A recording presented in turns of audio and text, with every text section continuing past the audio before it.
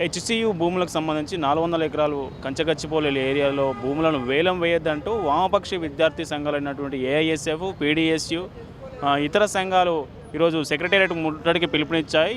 కొద్దిసేపటి క్రితమే ఓ విద్యార్థి సంఘం నాయకులు సెక్రటేరియట్ ముట్టడికి ప్రయత్నించగా పోలీసులు వాళ్ళని అరెస్ట్ చేసి స్టేషన్కి తరలించారు. అయితే ఈ విద్యార్థి సంఘాలు సెక్రటేరియట్ ముట్టడికి పిలుపునిచ్చిన నేపథ్యంలో పోలీసులు భారీ బందోబస్తు ఏర్పాటు చేశారు. ఎక్కడికక్కడ విద్యార్థి సంఘ నాయకులను ముందస్తుగానే హౌస్ అరెస్ట్ చేశారు.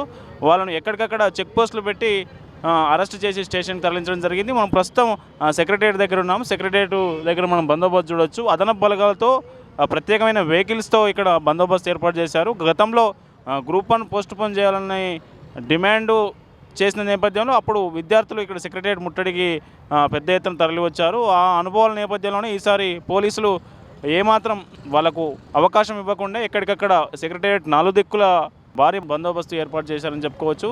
అయితే మొత్తానికి హెచ్సియు భూ వివాదానికి సంబంధించి విద్యార్థుల నుంచి తీవ్రమైన వ్యతిరేకత వస్తోంది. విద్యార్థులు, ప్రజా సంఘాలు, మా విమలక్క, హరగోపాల్ లాంటి నేతలు కూడా దీన్ని ఖండిస్తున్నారు. 400 ఎకరాల భూమిని వేలం వేయడాన్ని, అక్కడున్న జీవ వైవిధ్యాన్ని ధ్వంసం చేసే ప్రభుత్వ చర్యను వాళ్ళంతా తీవ్రంగా ఖండిస్తున్నారు. అయితే ఈ ముట్టడికి సంబంధించి పోలీసులు, రాష్ట్ర ప్రభుత్వం ఎక్కడికక్కడ వాళ్ళను అణచివేసిందని చెప్పవచ్చు.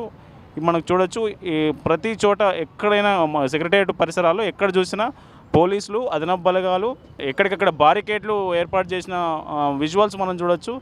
ఈ హెచ్సియు సంబంధించిన గొడవ ఇంకా కొనసాగుతూనే ఉన్నది. ఒకవైపు హెచ్సియు విద్యార్థులు ఆందోళన చేస్తుంటే సాధారణ ఇతర యూనివర్సిటీల విద్యార్థులు, సాధారణ వామపక్ష విద్యార్థులంతా సెక్రటేరియట్ ముట్టడికి పిలుపునిచ్చారు.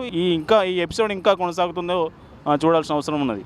కెమెరామెన్ కిరణ్తో కరుణాకర్, సెక్రటేరియట్.